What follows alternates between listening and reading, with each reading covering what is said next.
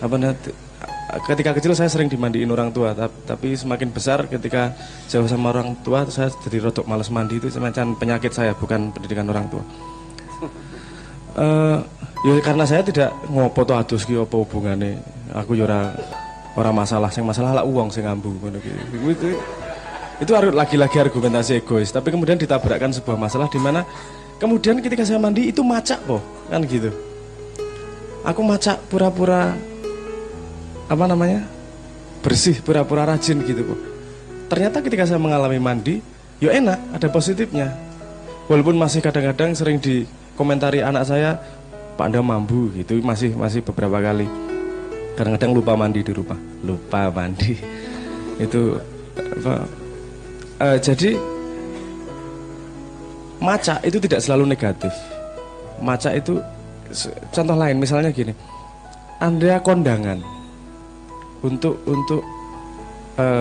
kancamu sing rabi, kebetulan khilaf wong tuane memperbolehkan anaknya rabi dengan temenmu misalnya gitu ya. Terus wah ini berita besar ini, acara besar ini, jadi terus kamu kondangan macak ora kira-kira? Macak untuk memperlihatkan dirimu ganteng atau untuk menghormati yang apa namanya yang kau datangi, untuk menghormati itu. Jadi macak juga bisa jadi hal yang positif juga. Cuman garisnya di sini, macak itu untuk dirimu sendiri atau untuk memanipulasi orang lain. Titiknya di situ aja. Gini, kalau kita melihat sesuatu, kita bersentuhan dengan sesuatu, kita tidak punya banyak waktu dalam hidup untuk meneliti yang sebenarnya orangnya itu seperti apa, atau barang itu seperti apa sebenarnya. Jadi yang masuk kepada kita adalah impresinya. Wah, iki wangi iki. Jadi ono triknya nih, ono trik. Iki yo ojo dilakoni yo, iki trik pokok-pokokan. Jadi ada temen tuh bukan hobinya, sering banget ke ATM. Bukan ngambil duit, tapi dia nyari kertas keluaran ATM sing saldonya besar. Sama pengalaman loh. Saldonya besar. Itu dia sama dia dikantongi, disimpan di dompet dia. Wes, engko nek apa nyedaki cewek ngono, tukar nomor telepon toh.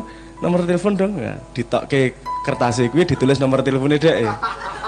Wah, dikeke. Dan itu presentasi berhasilnya lumayan tinggi loh itu. Aku ya asmi demo iki lho, kurang ajar utekmu iki lho. Itu pencitraan atau bukan itu? Pencitraan kan? Tapi tujuannya apa? Untuk memanipulasi, membuat impresi yang salah orang kepada dirinya. Ono nomor teleponnya diwalik. 300 juta rek.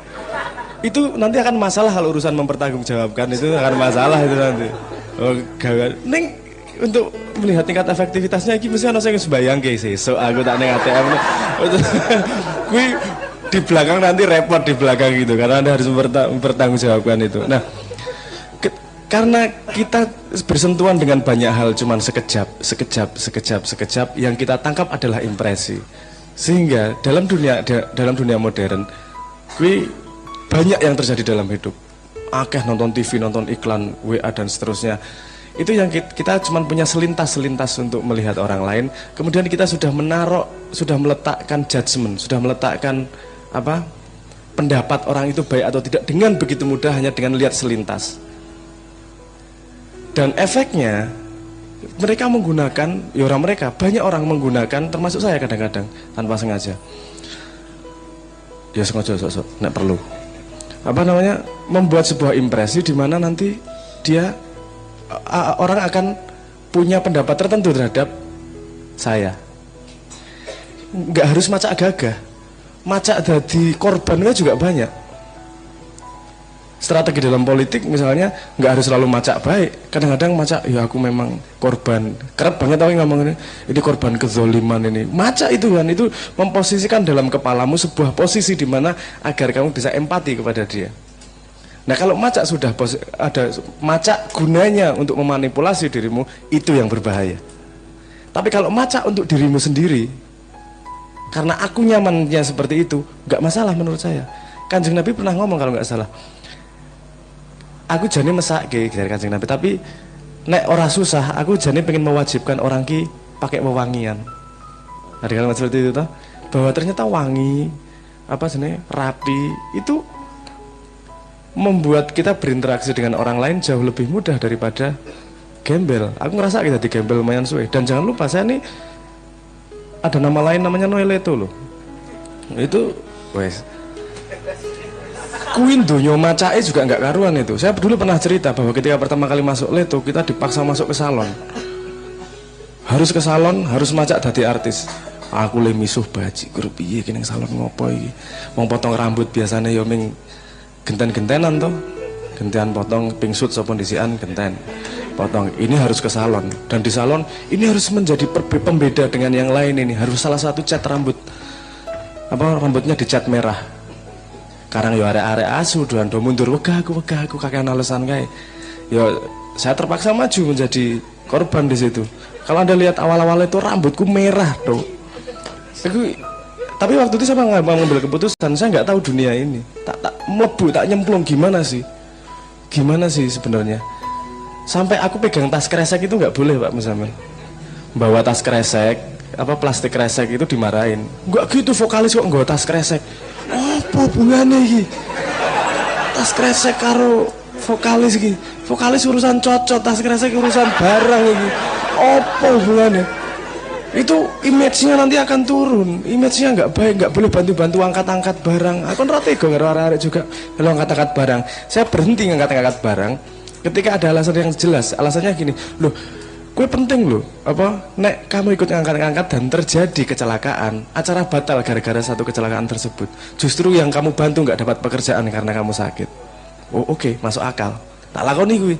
Nek kresek rata lakoni opo bukannya injury opo aku karo kresek.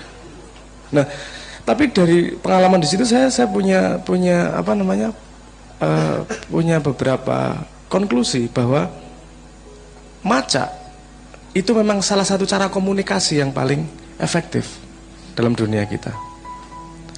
Untuk mengurangi efek maca, kita harus jadi orang yang tidak termakan dari orang yang maca. Paham maksudku? Jangan gampang terpengaruh karo sing maca. Nek apa ya? Banyu misalnya.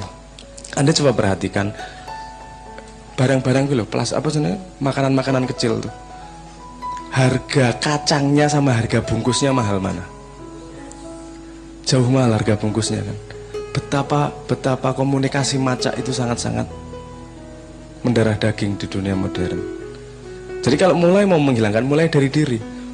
Nomor satu, kita memastikan bahwa kita maca itu untuk diri kita sendiri, bukan untuk orang lain, bukan untuk memanipulasi orang lain. Satu. Nomor dua, jangan terpengaruh oleh pacaan yang lain. Milih panganan, percaya atau tidak percaya sama orang, jangan berdasarkan macanya. Dan efeknya karena Anda maca untuk memanipulasi orang lain, capek pasti hidupnya, karena Anda harus berpura-pura seumur hidup, tidak menjadi diri Anda sendiri. Dicontohkan dengan itu tadi, ngasih nomor telepon, delok rekeningnya 300 juta, jaluk jajak ke bakso, ngutang. Nah itu apa menjaga drama maca itu luar biasa susah. Ada teori mengatakan begini, kalau Anda sudah menerima dirimu apa adanya, termasuk semua kesalahanmu, termasuk semua kekuranganmu, kamu menyadari bahwa itulah yang membuatmu dewasa sekarang. Kamu sudah menghargai ilmunya, kamu sudah menghargai kesalahannya, kamu sudah minta ampun dengan apapun positif negatif dalam dirimu sudah diterima. Kamu tidak ada lagi kelemahan yang bisa diserang oleh orang lain. Misalnya rupamu bosok misalnya, terus kamu sudah surah apa-apa wis tak tompo iki ora masalah. Kamu entah dengan argumentasi apa, raya apik elek kan memang impresi. Misalnya gitu. Ireng putih kan mengurusan warna misalnya gitu. Pesek mancung kan mengurusan boros oksigen. Nah, misalnya banyak argumentasi lah. Setelah Anda menemukan diri Anda, sudah menerima apa yang muka Anda misalnya, Anda dikatakan, "Wah, pesek." Nggak masalah toh, kan Anda sudah menerima apa yang ada dalam diri Anda. Nah, orang yang maca adalah orang yang perlu maca untuk orang lain, adalah orang yang belum bisa menerima dirinya apa adanya, sehingga dia perlu membuat image impian. Aku pengen ini lho dilihatnya, sehingga dia buat agar orang menerimanya seperti itu. Dia sendiri sama dirinya sendiri aja nggak tahan, harus membuat orang lain di luar diri apa untuk jadi baju dirinya. Nah kalau ngomong di Maia,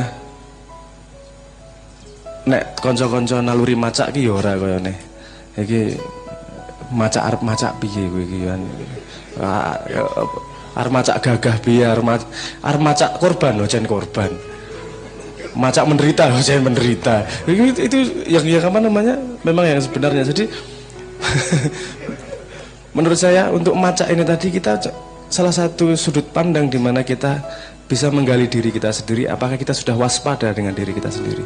Apakah kita melakukan segala sesuatu itu benar-benar ini untuk memanipulasi orang lain atau untuk menunjukkan dirimu yang sebenarnya? Karena naik kue cen klimis terus pakaian rapi, wangi terus dan kamu nyaman dengan itu, ya nggak apa-apa. Itu bukan macak, itu dirimu sendiri memang. Tapi kalau memang kamu tidak apa sih nih?